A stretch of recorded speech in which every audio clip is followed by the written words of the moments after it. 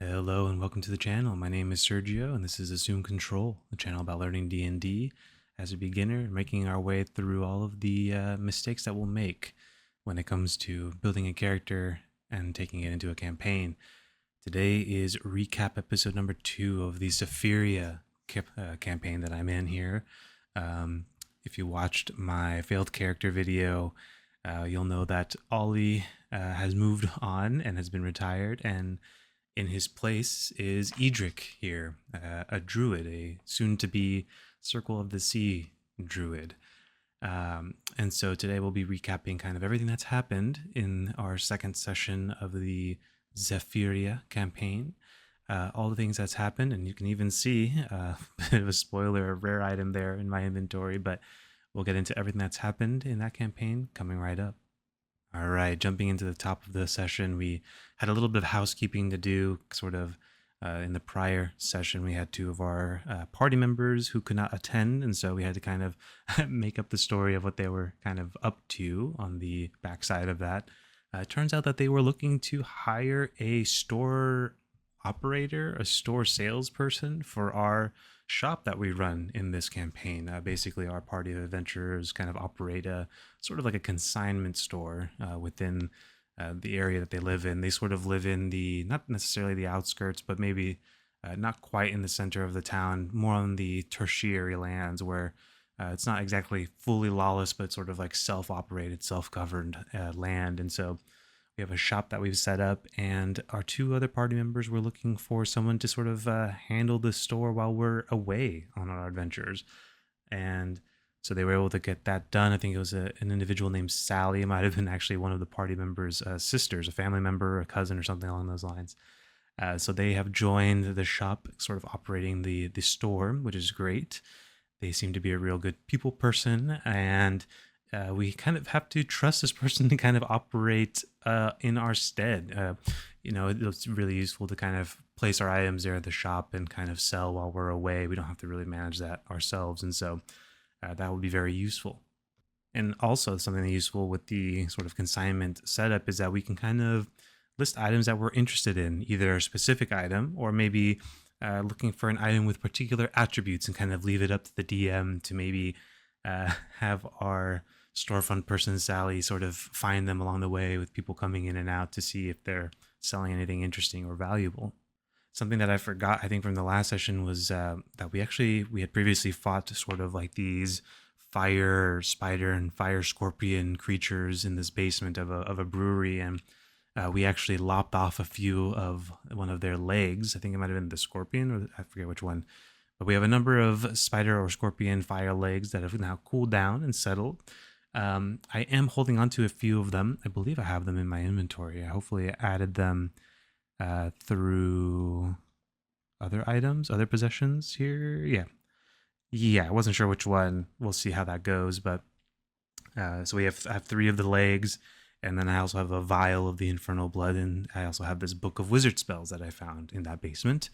And I think the idea for me is going to be holding on to those legs with the hopes of perhaps using them to craft either a new quarterstaff in the future, if it's better than this rare item that I've gotten, or maybe more usable, especially once we hit level 5 for Shillelagh. But the hope is either to be able to use them to craft some sort of fire-oriented staff, or maybe, we'll see, I can pitch to the DM, maybe I can use the entire leg to maybe create like several wands of fireball or something that don't recharge, or I don't know how wands of fireball work exactly. I don't know if they're like a limited number of charges and then they're kind of gone afterwards, but either way, we'll see if there's a use for that. I think the idea is going to be to maybe hopefully stumble upon somebody who can maybe make use of it, maybe has researched the sort of ability to create these sorts of magic items, and so we'll see how that ends up popping up later on down the road.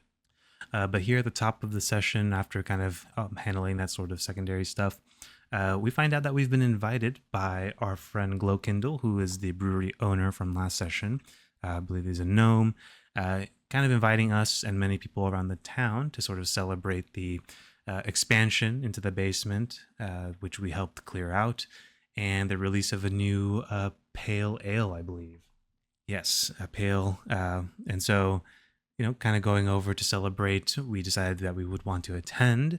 But prior to going there, we decided to do something that we sort of slipped our mind prior to the last episode, which was to go maybe buy some health potions. We actually didn't do that last time. We sort of just jumped straight in and kind of forgot the idea of like picking these things up from a shop. And so we ventured into the town and stumbled upon the sort of like alchemy shop there. We were able to kind of get a deal, sort of buying 5 potions rather than just one off. So we got a little bit of a discount there. I think it was 5 gold less per. So it ended up being 5 potion of healing for 100 gold total, I believe. We sort of split that up amongst the group, and I was able to converse with the shopkeep. I was able to speak with the shopkeep, and I mentioned to them that I was looking for a particular item, and you'll see it on the screen here, the ever-smoking bottle. I mentioned that if they were ever to come across this item, I would be very interested in procuring it. Now, the ever-smoking bottle is a uncommon, wondrous item here. As a magic item, I can open or close the bottle, and what this does is that it billows out a very thick smoke, basically causing heavy obscurement, and you can see that it fills a 60-foot emanation originating from the bottle with this action. And then each minute that it remains open, then it's an additional 10 feet until it reaches a max of 120 feet. And then as you close the bottle, it sort of stays in place until it disperses naturally after 10 minutes. Or if a strong wind, there's sort of a couple of spells that can do that, could disperse it after just 1 minute. So it still stays in place even after that sort of spell is cast, just because of how thick and expansive it is. But this is a very interesting item and one that I want to try to make use of. Now, this is, not like a spell slot cast. There's no concentration for this, which is very useful, and something that I'm learning as a spellcaster is ways to kind of get similar effects to spells. This would sort of emulate like the fog cloud spell, but without having concentration or something that is a resource drain on me.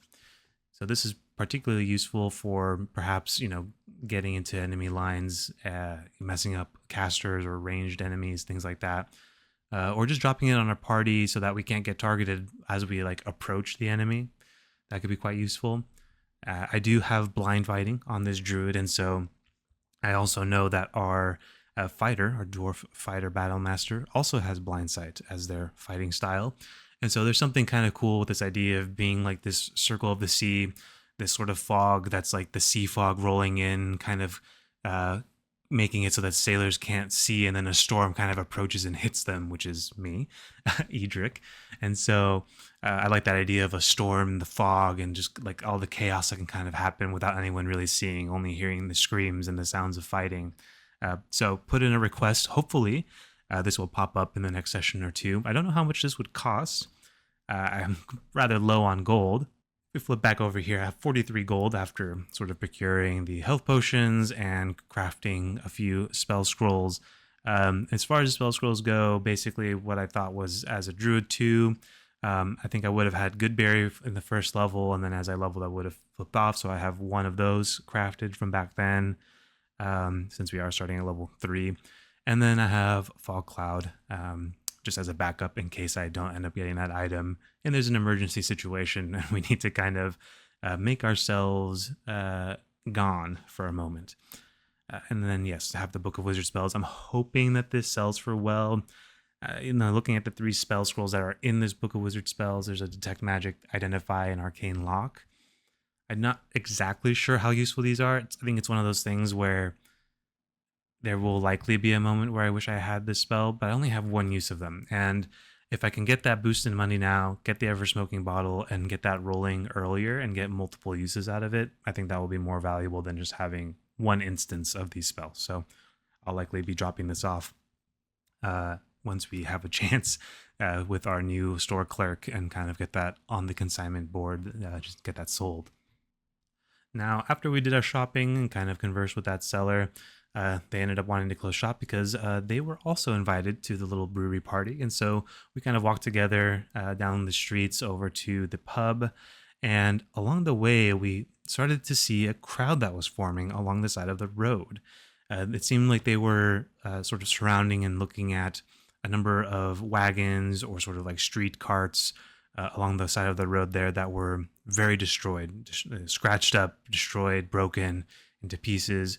There was a little bit of property destruction, property damage along the buildings that were right next to them.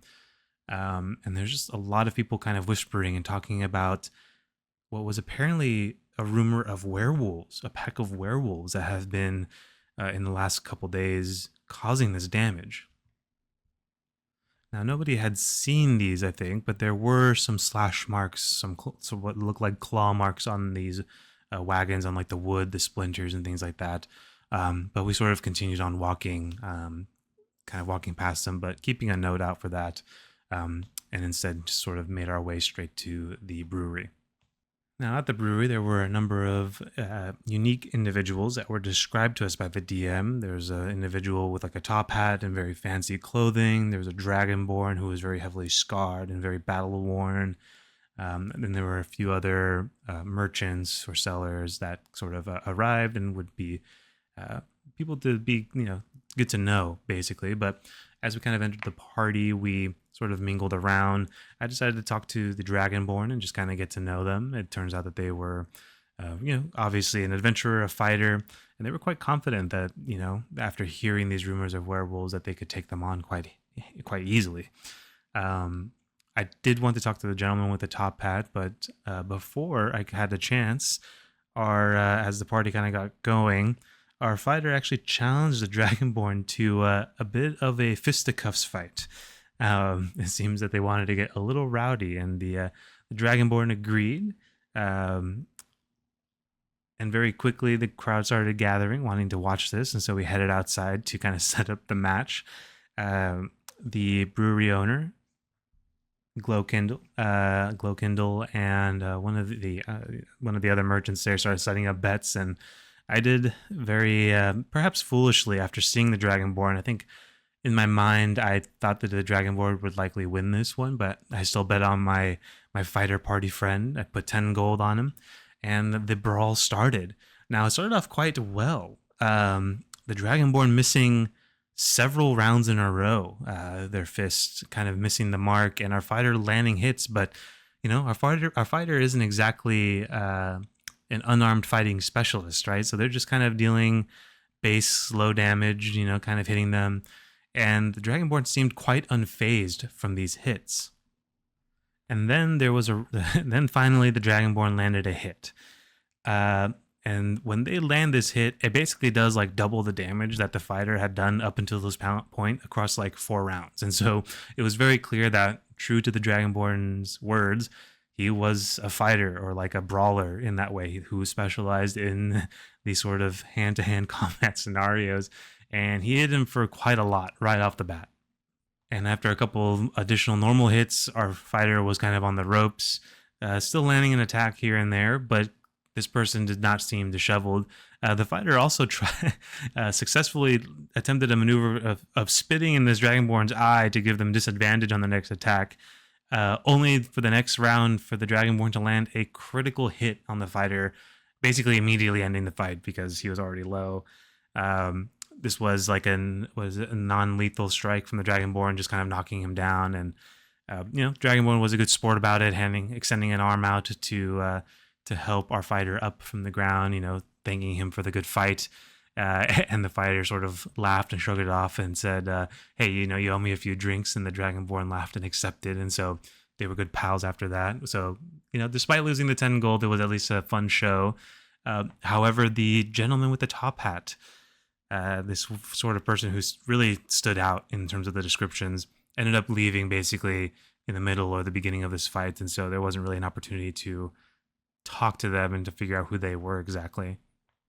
As the night sort of started to wind down, I decided to actually approach. There was a bard performer here. Obviously, it's a party. There's some entertainment.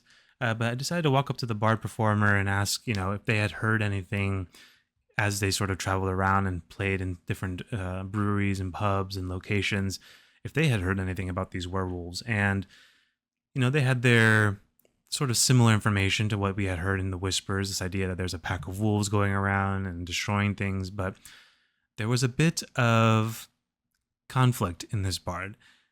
a lot of skepticism. They didn't basically believe these rumors, and there were a couple of very good reasons. The first one is that there's been no lethal killings. It's been basically purely property damage up to this point, destroying things, vandalizing things. Still a lot of damage, but nobody has been injured or has seen these things exactly.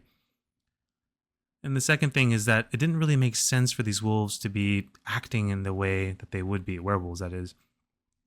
Typically, they are more of a sort of like lone wolf type of predator when they sort of leave the pack. And so the basic idea, as far as the bar is concerned, is that they would have, their sort of pack in the woods somewhere deep, and they would kind of in isolation stalk prey. Why would there be a pack just roaming around in the streets of these areas altogether? It wasn't quite adding up. Keeping that in mind, something to note later, the group of us decided that we were going to end the night and head back to the shop. Though on our way back, we decided to stop by that destruction that we saw earlier along the side of the road. And now that everybody had kind of cleared out for the night, we would have a much better chance of taking a look and observing things ourselves. So, as you see on screen, as we kind of inspected these wagons, these carts that had been destroyed, I decided to use my own nature check, basically, to kind of assess the claw marks and to see whether or not this aligned with the idea of a werewolf. I think I rolled like an 18 or 19 or something like that. And so it was very apparent to myself, the druid, that these claw marks are quite deep and long, and that indicated a certain type of claw.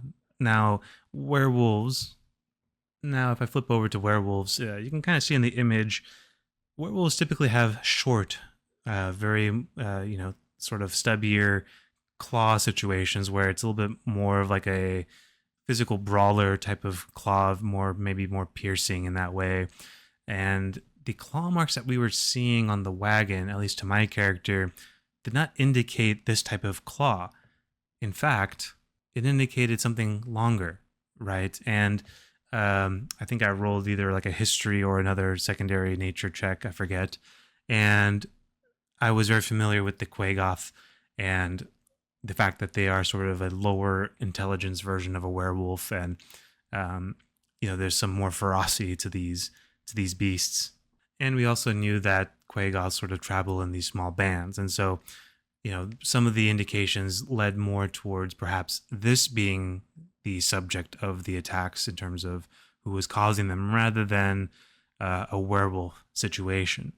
Now, there's still a lot of questions left unanswered, and so we continued to follow the trail of destruction, sort of following along the scrapes along the walls or some disturbances along the ground, our rogue using their investigation checks to kind of keep us on the trail. Eventually, as we kind of walked through the streets and down these alleys, we ended up at a spot where the tracks seemingly kind of stop. And the spot where they end, we see sort of a bit of drops of blood and sort of a weird disturbance on the ground that would seem to indicate that a squarish object was sort of placed there, sort of flattening the area around it, and in a large sort of square, and something clearly heavy that was placed there. The first assumption that we all kind of made was, well, this was likely a box or a cage that the Quagoth, or whatever it was actually inside, which would indicate that somebody had acquired Quagoth or Quagoths and was purposely releasing them into this town. As we kind of began this process, our warlock decided to climb up onto the roof. I don't know how they rolled well enough to do that. I was actually in the restroom at the time, but they rolled well enough to get up on the roof. I think with the assistance perhaps of our fighter. And right as we were kind of looking around, trying to determine what would be the next steps, we started to hear a ferocious roar coming from a few streets down. It seemed that there was another attack underway. We quickly turned the corner, running down the street, and as we kind of cross a few alleyways and begin to round a corner, we see them. There are 3 Quagoths that seemed quite beat up. They weren't in the greatest condition. Some of them were actually a little bit bloody, their fur matted and dirty, with the 3 cages behind them open as they are already released. And they immediately see us and combat starts. Now, something that our warlock, because they were on the roof of these buildings, saw was that there was as well as the fact that myself and our arcane trickster rogue, we both have owls sort of flying around just to kind of get that bird's eye top down view. There was a person in the shadows on one of the roofs, sort of nearby, who was kind of observing. And basically, at the end of round one, they ran off, trying to escape the scene, basically.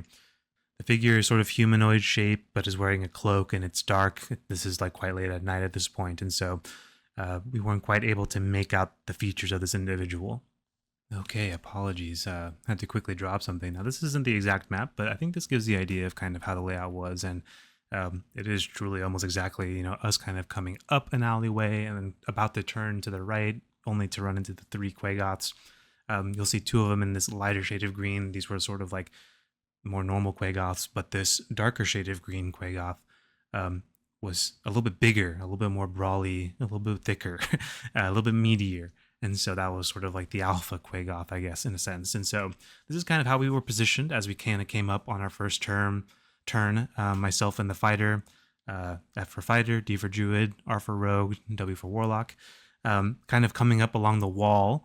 Our rogue slightly behind us, and the warlock behind us on one of the rooftops. And so the battle kind of began. The rogue, I think, was up first and sort of just took the hide action, dropping behind here around the corner of one of the buildings that were right next to us. Of course, letting myself and the fighter kind of be in the front. I believe it took both my fighter and I's movements to even get to this point. I think I just bonus action shillelagh'd, and I don't think the fighter could do much. I think he moved up next to me just to kind of stand as sort of a pseudo wall in the hallway that we were kind of in. And then the Quagoths kind of had their turn. Funny enough, the rogue just added these 2 little sort of brownish, grayish circles here with an O. These were the 2 owls. The one up north here, next to the Quagoth, was actually the rogues. He had brought it down to the ground, I think, in preparation for doing something, but it ended up getting the attention of this Quagoth. Mine over here is to the right of the blue druid circle token. That was kind of where we had saw this figure before it ran off, and so it was kind of off to the side, sort of scouting to see if anybody would come back. Maybe they were going for reinforcements, or maybe they were going to do something else, basically. I had positioned it on the roof over there. And so this sort of alpha Quagoth kind of came up into my grill.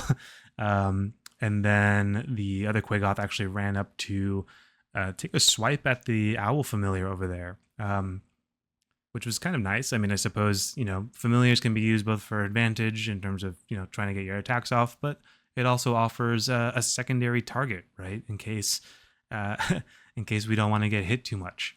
And now that's what I thought the Quagoth, this alpha one, was doing, but actually what ended up happening was it kind of came up to me and then looked over at the fighter and actually went to go attack the fighter, which was a little bit surprising. I thought that it was going to go after me, but seemingly wanted to go after the fighter. And it did land a hit, and so I think our fighter dropped down a good number of points there in the opening round. And like I said, this map isn't exactly correct. I think this second Quagoth that kind of comes up behind the alpha had to use the dash to get actually over here. I think it was far behind the other 2, and so it couldn't quite reach us, but got into sort of this position here where we were sort of standing off one-on-one with these 2 Quagoths here, the fighter and I. Now, I won't go into all the specifics of kind of everything, the turn by turn here exactly. It's a long process to go through, but the general idea here was, luckily, myself and the fighter ended up providing a really good wall. Something that we need to keep in mind is that, a lot of monsters have multi-attack, and these guys definitely did. And so the fighter taking those first couple of hits was really scary, actually. In fact, in that first, with this alpha being the one that is attacking, and something we found out right after was it landed both of its multi-attacks. And because it was bloodied, it deals additional slashing damage. So if we look here at the claw attack here, you see that instead of doing 1d6 plus 3, it does 3d6 plus 3 slashing damage if the Quagoth is bloodied. And as I mentioned, what we saw when we turned the corner was that these guys were not in good condition. They were already kind of beat up and seemingly not very well taken care of, based on the fact that there were cages, and whomever that person is on the roof clearly wasn't, healing these beasts. just sort of using them at will and then kind of leaving them in their whatever state they happen to be in. And so they were bloodied running in. And so our fighter actually dropped to, I think, sub 15 health, maybe 13 or 14 health, right off the bat, which already immediately put them into bloody territory. Something that I do recall that I did as well when I ran up, since I still had my action available, was I casted Blade Ward, which, nice sort of passive opener, I guess, using Blade Ward with Shillelagh, just kind of setting me up for these future attacks. And seeing my fighter get hit like that really concerned me, and I'm glad that I used Blade Ward just in case maybe it'll help me out in the future. Now our Warlock, has their turn, and they shoot off the classic Agonizing Blasts. I think they shoot at the Alpha, but miss. So a bit of a dead turn there, but hey, can't roll well every time. Our Rogue has their turn up again at the top of initiative and goes in for the Booming Blade on this Quagoth. Able to deal some damage there and kind of get that hit in. And then I think they do the classic Rogue thing where they bonus action disengage to kind of reposition. On my turn, I decide to make use of that Booming Blade. You see this sort of blue highlighted area. I decided to cast Thunder Wave, sort of shooting out this crackling thunder out from in front of me. So dodging the fighter that's next to me and blasting both of these Quagoths hopefully away. What ended up happening was the fighter also had a turn in this, attacking the Quagoth, the Alpha. I think got a hit in as well. So now it was the Rogue hitting it, the fighter hitting it, and now I'm Thunder Waving it, also proccing Booming Blade. And what ended up happening was they both failed their save. They both get knocked back. And the Alpha Quagoth just sort of dies. Clearly was very injured from whatever was happening before and just could not survive. Just was not capable of surviving at all. And so basically with that one handled, it just sort of became, the math calculations, right? We can handle this. Although what ended up happening right after was that this Quagoth was pretty mad and ran in at me, coming in for an attack pretty aggressively. And with its multi-attack, actually landed, both attacks hit, and one of them was a crit, which not great. I thought that we had kind of cleaned ourselves of any damage despite taking out the Alpha, but this one had other plans. I ended up having to use Shield, my Blade Ward, not enough to reduce the hit, not the crit, but the normal hit, to be a miss, and I did not want to take any more damage. I wasn't sure how much damage it could do with the crit, and it's not like we have a ton of health, and so ended up using Shield. So that's another level 1 spell slot to dodge that one. Still taking the crit, which dropped me to about 17 HP. And you can see my full hit points here, 32. So dropping from 32 to 17, not great in a single blow. But I didn't want to risk anything, which is why I decided to use Shield on that normal hit, just in case this other Quagoth runs in and decides to try and munch on me. I didn't want to get crit again. And so, more or less the fight kind of plays out from there. Fighter using Second Wind, we kind of clean up. The Warlock hits their Agonizing Blast or the Eldritch Blasts from the rooftops on the last ones.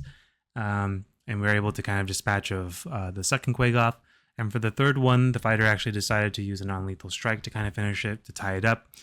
As a druid, I do have Beast Sense, or Beast Speak with Animals. I can talk to beasts or something like that, I believe. Yes, Druidic. I have Speak with Animals. But the issue with this is that the spell requires a beast. And if we take a look at the Quagoth again, we'll see that this is a monstrosity. And so I was explaining to the party, sort of in character, that I wouldn't be able to communicate to the beast. I wouldn't be able to get any information or, perhaps extract what they've seen or what they've been doing. But they still continue with, trying to apprehend the monster. Funny enough, our Arcane Trickster Rogue has a unique quirk of their character where they believe sincerely that they can talk to animals, though in reality, they are not able to talk to animals. And so occasionally they will see them talking to their owl as though there's like an actual conversation happening, when in fact there's nothing happening.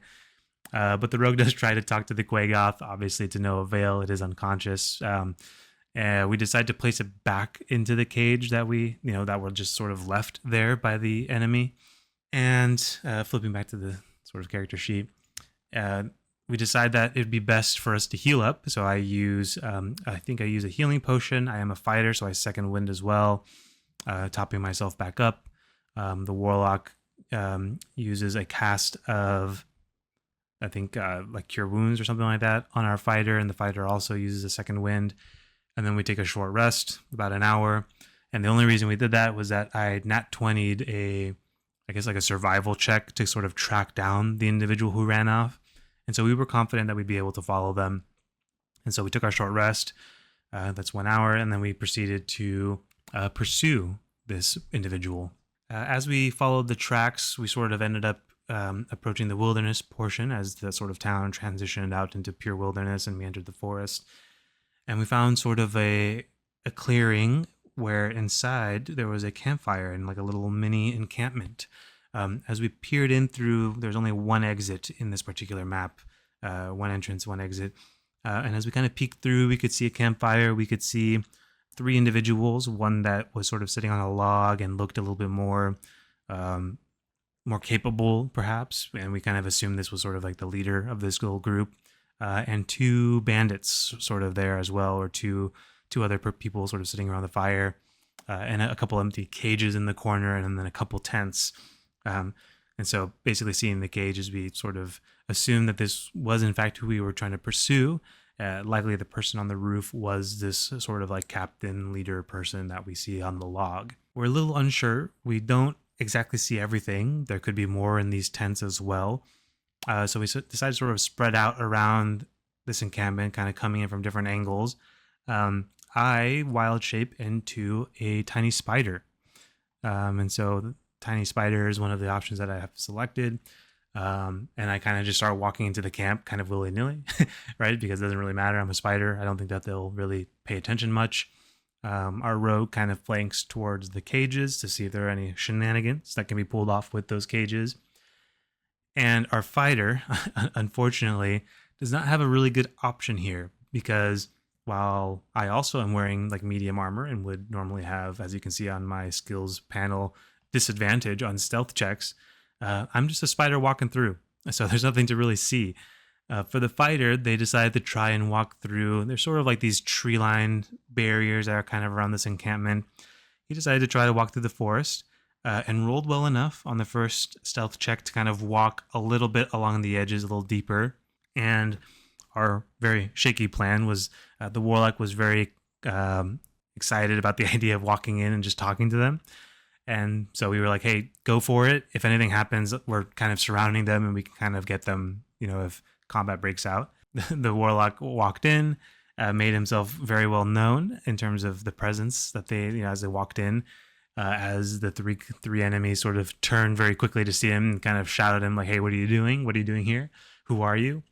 The warlock attempted to kind of do a deception roll where they were acting as we are a shop. We do own a shop, but they were basically pretending like they were there to buy and sell. A couple of failed deception rolls later, they were not buying it. They did not know why a person would be here right now in the middle of the night. Right after potentially releasing some Quagos into the town. And so kind of told them to leave, otherwise they would have to get aggressive. And as the warlock, on their turn, as they kind of turned around to move away back to the exit or to reposition, the fighter failed the second stealth check to move closer. The enemies hear it, and combat breaks out. Now this one I'll zip through because from my end, actually, not a whole lot happened. I decided to stay a spider and kind of walk over to the tents. One of the advantages of being a druid is I have that wild shape, so I wanted to make big use of it. They had no idea I was there, but I wanted to check out the tents just to make sure there were no additional enemies or anything else going on, if there were prisoners or, anything like that. So check out the 2 tents. I validate that there's nobody else in there. In the nicer of the 2 tents, presumably the captain's, I do see a chest and a desk with some paperwork. The enemy starts to move kind of to the opposite side of the camp of where the tents are, because that's where my warlock is. They assume the noise, the rustling in the trees that they heard. And at the same time, our arcane trickster rogue put an illusion of a dwarf in the cage. These enemies just assumed that our warlock was the one doing all of this, and so they started to advance onto them. Use that opportunity to walk into the tent, undo my form. I took a look at the desk, looking at some paperwork. On the ground outside, I actually saw a ring with a signet, which was a signet of a Charles the person named Charles, who was sort of like the Secretary of Defense of the town. And then inside at the desk, I found some paperwork with sort of a note explaining that, you are to stick to the plan. You will be rewarded for doing these jobs. And then there was sort of a schedule that showed some dates in the past, which were when some supposed werewolf attacks occurred, and then some dates in the future, which we can only assume were future dates that these Quagos were going to be unleashed onto the town as well. So I sort of stuffed these papers into my cloak, and then I turned to the chest, and with a nat 20 strength check, I busted the lock, which is good because I don't have any lock picking skills or anything like that. I was going to have to forcibly do this one way or another. And that was where I found this rare item in my inventory, the Foul Slayer. Now, we are using some third-party items as a part of this. I lent our DM some item cards, and it's just like maybe 4 or 5 different packs of cards that have anywhere from uncommon or common mundane items all the way up to legendary items, and kind of left it up to the DM on how they want to leverage these. And so our system was sort of a rolling one where I rolled to see which pack the item would come from, and then rolled to see like the rarity and then which card I would get eventually. And I got the Foul Slayer, which is you can choose either a hand axe or a battle axe. I've chosen a battle axe as I can get the topple mastery with it.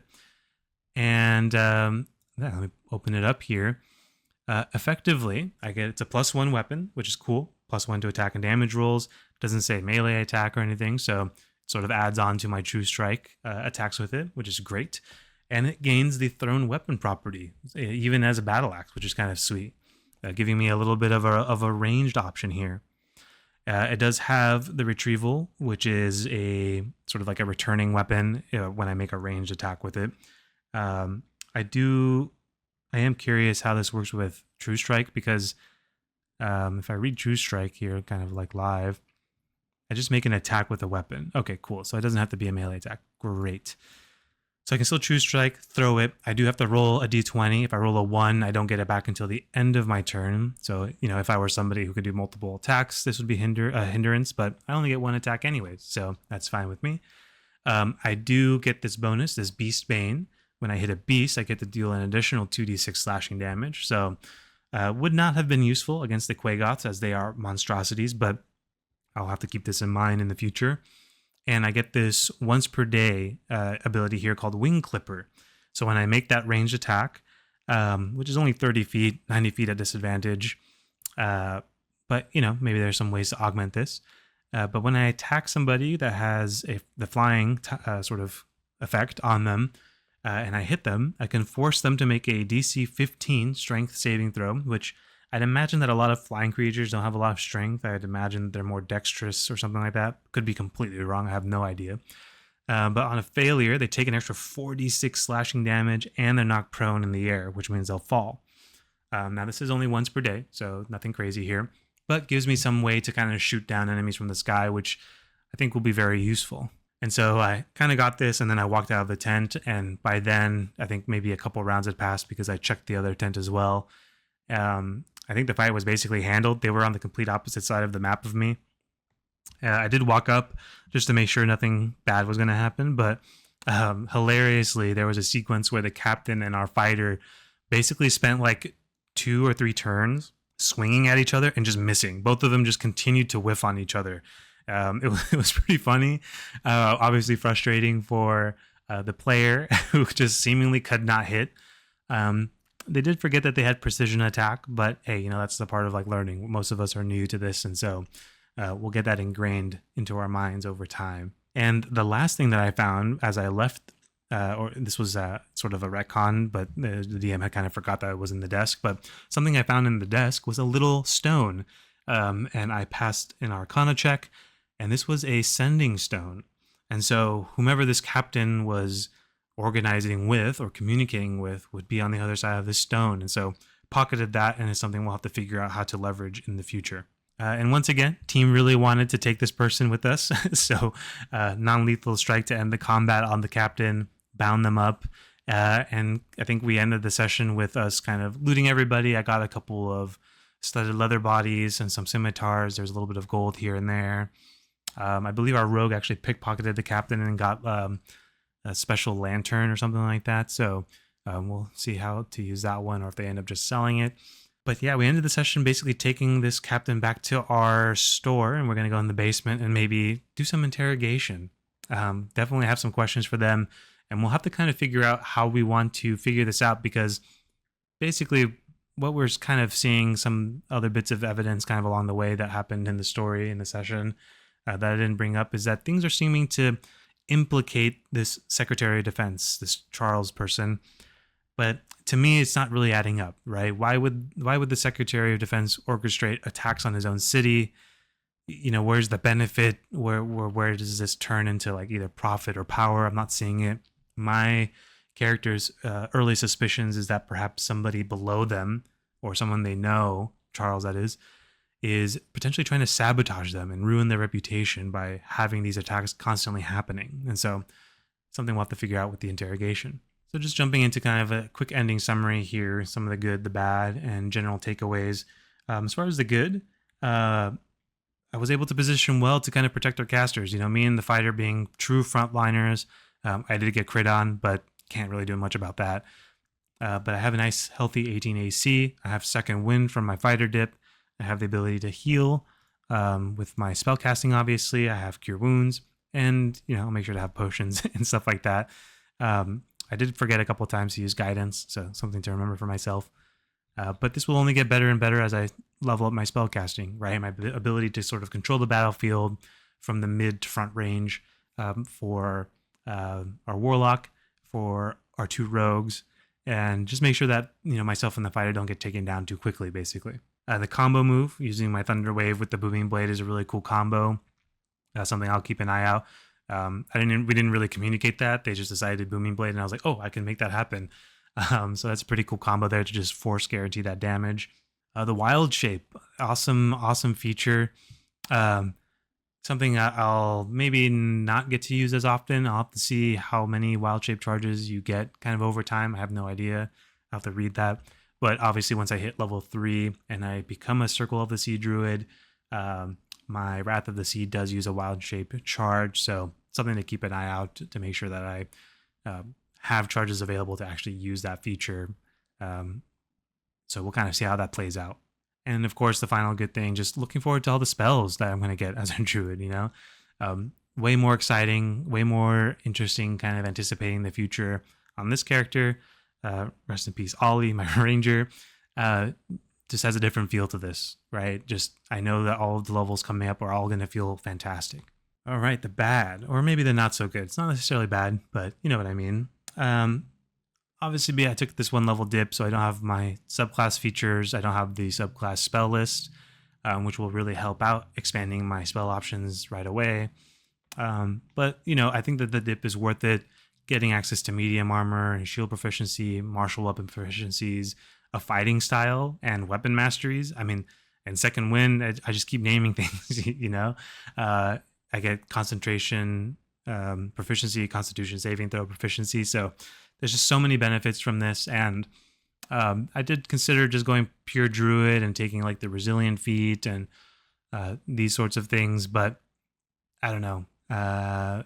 It just felt like I could also take, instead of the there's like the primal order, you can take like the spell casting variant, I think magician, or like the combating one, and that would give you medium armor proficiency and martial weapon proficiencies. That is also an option, but it felt like burning a feat on just one aspect that the fighter is giving me, whereas I can kind of get all of the above for 1 level. I think it just makes sense. But I do see an argument to remain pure druid and just kind of get your stuff through feats and just advance your spell casting more quickly. Second thing, still kind of rough even when I was on my ranger, although I think I was a little bit better about it at the ranger because it was so offense oriented, was using my familiar. I mostly used it for scouting at this point. I wasn't using it for advantage on my true strike or anything like that. It's something I'll have to consider, but I do like the use of it as sort of like a tracker, as sort of like the lookout, just to make sure that we're not getting like jumped by anything, basically. Something I did forget, I already have, I had the quarterstaff weapon mastery for topple, and I did true strike twice, and totally forgot to have them roll for the topple to see if they go prone. So something I'll have to remember for my new weapon here. And back to just general takeaways. Second wind at these levels is fantastic for me to kind of get back on my feet after a fight, especially if we don't get a short rest. Having to burn a spell slot on a heal, as much as I know it is good to be full health, I would much rather not have to do that. And the second one can kind of alleviate the expenditure of my healing potions. So really want to make those useful. Really would like to use healing potions in those situations where we aren't getting a short rest, right? So the sort of second wind is very helpful there. Something to look out for. I'd be curious if I can modify this this rare weapon that I got. Obviously we're already in the space of sort of homebrewing, third party. I wonder if at some point I'd be able to take off the axe head of this and turn it into a club, but still have the same properties. Likely not, but at the very least, it's probably worth a good amount. And so I might be able to either sell it or trade it with our fighter, who is currently using a battle axe, actually. They have a weapon of warning battle axe. But again, right now, this is my best weapon with use of True Strike, giving me that flexibility to hit from range, and will be probably my best weapon until level 5. So a couple levels when the Shillelagh, I think, bumps up in the weapon damage. And so at that point, I think I could swap over, although, again, having the effect is good. So we'll see if we can make a trade with the fighter. I do want to give it to him, although his weapon of warning, again, is quite useful. I suppose he can keep it on his person. But it'd be nice to either be able to sell this to be able to get a, maybe I'm trying to think what rare items I would really want. Let me actually pull up the mock version of my character. Okay, I have the sort of mock version of my character here. This is where I sort of play around with different feats and stuff and just kind of note down every item that I'm interested in. As far as other rare items, Ring of Protection would always be very welcome. Ring of Spell Storing, Staff of Defense would be fantastic as well if I want a quarterstaff. Although this is attunement only by Bard, Sorcerer, or Warlock, I'm sure my DM would be fine with me using it. I'm a spellcaster too. And this would give me 1 AC and have 10 charges to cast the shield spell or mage armor. Well, of course, it'll be for shield, basically. So that would be quite useful, not having to burn all my spell slots. And of course, I do have shield available to me through my Magic Initiate Wizard feat. So, maybe kind of renders that a little useless, but I do get True Strike from that as well. So not totally useless, but maybe something where I actually swap out the shield spell for something else. Perhaps find familiar so I can have 2 free familiars per day. We'll have to see. There's also the option of just getting a vicious quarterstaff, just getting a flat 2d6 to any hit, regardless of what creature type. This would be pretty cool. Maybe this is something I can transform that axe into, losing the special effect and in favor of just getting flat damage. At level 5, that would mean that my True Strike is doing an extra damage. My Shillelagh is bumping this up to D8, and I do an additional D6, 2d6. So quite a bit of damage there just from a cantrip. I was also looking for ways to make use of the fire legs that we got, trying to see if there's any like fire related staves. There's this sun staff from the Book of Many Things, which deals some extra fire damage on hit, which I wouldn't mind. And then of course there's like the wand of lightning bolt, the wand of fire blast, fireball, whatever. And I also wouldn't mind maybe trading it out for 2 uncommon items. I wouldn't mind getting the Cloak of Protection and maybe the Goggles of Night. I do not have Dark Vision, so maybe it's plus some gold or something. Maybe that'd be a fair trade, or the Cloak of Protection and a Pearl of Power or something. I'm sure there's some deals here that we can do with our consignment shop. There's obviously also like the Amulet of Health, just bumping my con all the way up to 19. This would be higher than I would ever be able to get it to. I'm not going to be putting any points into Constitution, so getting a couple extra bumps, this would give me, I think, +2 more to my concentration checks, basically. And of course, having 19 Constitution would bump my health up as well. There's also the Belt of Dwarvenkind. This gives me some Dark Vision, as well as bumping my Constitution by 2. Maybe an option there. And of course, having the half plate, bumping up to a 16 AC and a +1 half plate. Maybe I can swap it out for that as well. But yeah, that was kind of the recap, a little bit longer, just because I'm trying to be a little bit more detailed with these, or kind of offer a little bit of the flavor of the session of what happened. And so yeah, this is Edrick, the new character. If you haven't seen that video of me retiring the ranger, you should go check that out. He is a sailor, or like a sort of an old fisherman who was once an adventurer, and kind of retired at an early age, and just kind of lived in a seaside town for many, many decades, and kind of having a late life crisis, kind of wanting to get back in the mix. And so kind of returned to the life of an adventurer. So kind of getting his mojo back, right? Kind of leveling as he kind of remembers how to do certain things. It's been, maybe like 30 or 40 years basically since he's retired. So quite a long time to be kind of inactive, but really enjoying the character. Look forward to the next session where we interrogate this guy and kind of try to figure out what the heck is going on. We do need to get a long rest in because my spell slots are looking bad. I have a first level slot and that is it. So hopefully we get a long rest in before diving back out into the night. But that's it for this recap, session 2 of the Zephyria campaign that I'm in here. This is the first campaign that I ever joined. So having a lot of fun with this new character, and I look forward to every level that I get with him. Appreciate you all tuning in, and until next time, have a good day.